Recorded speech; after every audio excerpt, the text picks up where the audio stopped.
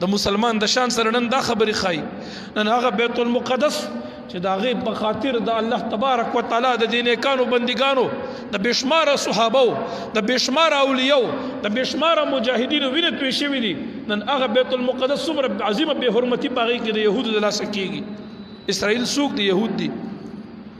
تاسو ته یو خبره د وضاحت کوم په یوم په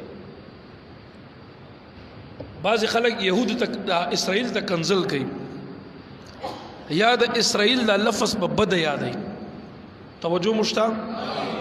جواب رانه غیا اسرائیل دا د یعقوب علیہ السلام مبارک اسم راځي نوم راځي اسرا معنا عبد علم الله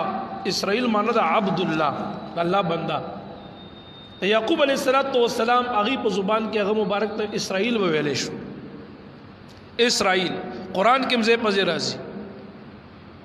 یاد کیا هغه چې ویل بنو اسرائیل داسي اولاد د اسرائیل لسوکو یہ اسرائیل یعقوب علیہ السلام په هر تقدیر دا اسرائیل نوم ته بدرت مو وای دا د یعقوب علیہ السلام د پیغمبر علیہ السلام نوم دی اسرائیل بعض خلک دي ته اسرائیل وای اسرائیل دا خو د مقرب فرشتي نوم دی چې کم ملک الموت دی خلکو نه روحونه علي دي ته يهود وای يهود دا دیم يهود که اسرائیل ورته وینو هغه پسې بنو اسرائیل ورته وایا د اسرائیل اولاد ورته وایا ا بنو ټکی د خلکو لري کو اسرائیل پسې بدرت وای اسرائیل داس نه